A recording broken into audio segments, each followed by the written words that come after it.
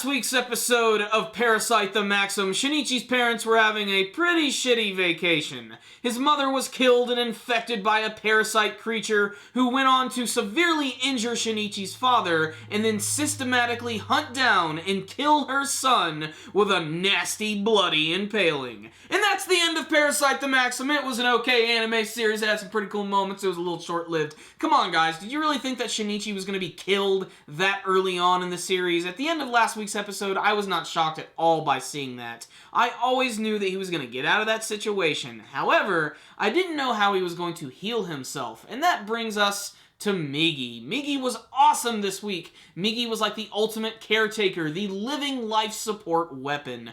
Now, Shinichi's just bleeding out everywhere, he's losing consciousness, no more blood can flow to his brain. So Migi decides, well, self-preservation has to kick in. If Shinichi's gonna die, I'm gonna die. So Migi transforms into this heart, dives into Shinichi's body, and literally gets the blood flowing yet again. And even takes care of him by giving him water and giving him sugar, patting him on the back and reading him bedtime stories. And then a couple days later, Shinichi wakes up, he's fine, but he realizes that he actually wasn't having a bad dream. His mother is going around killing fools, his dad's in the hospital, and he now has a freaky, nasty fused thing on his chest, but his eyesight is better, and he can sense things a lot better than he could before. However, this is a double-edged sword. Now that he does have much better abilities on his own, Migi is now required to sleep a certain number of hours a day, and Migi cannot be woken up and sense other creatures during that time, so that's going to make things a little more dangerous. The other part of this story is involving his father, who's in the hospital, who's being convinced by investigators and doctors that everything that he saw was just in his imagination. However, his dad knows what he saw. He saw those creatures, he just doesn't want to talk about it, and obviously,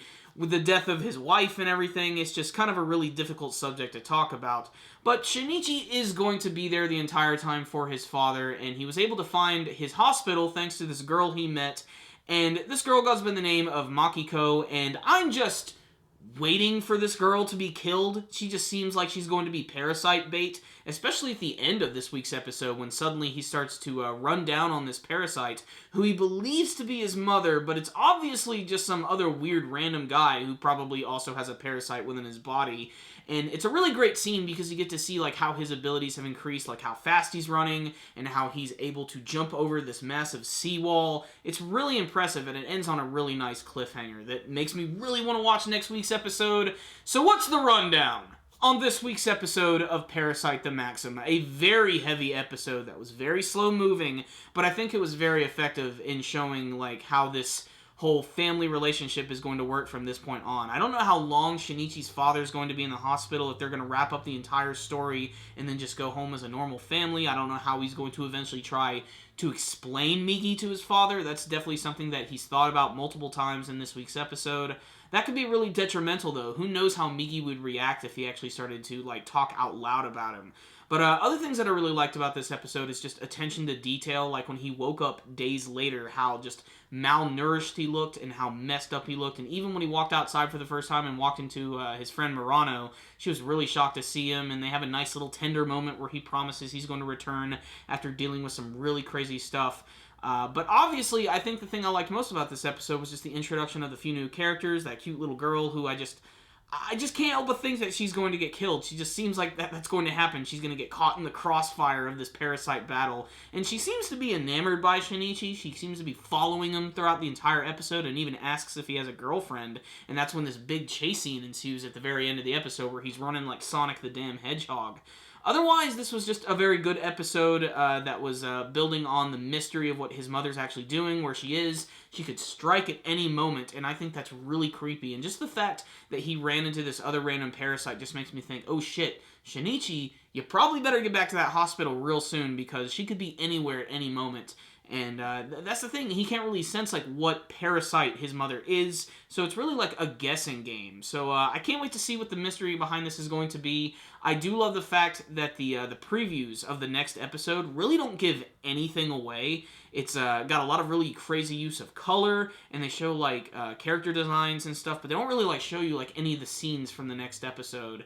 And I like that. It keeps the mystery up. I really prefer when anime series don't like show a lot in their previews at all, especially like shows like Sword Art Online, which don't do a preview at all. They just show you a static screen with the name of the episode. You never know what's going to happen next. And considering this is a series that is based on an already existing manga, you know, I'm tempted to read the manga because I'm so into the story, but I really love watching it unfold in the anime version, which I think is doing a really great job. This is still just a really fun, creepy, and nasty series. One of my favorite things about this week's episode is the developing relationship between Migi and Shinichi. In particular, this conversation they have at the end of the episode, where Shinichi is thanking him for saving his life and reassuring him that he doesn't see him as an enemy anymore.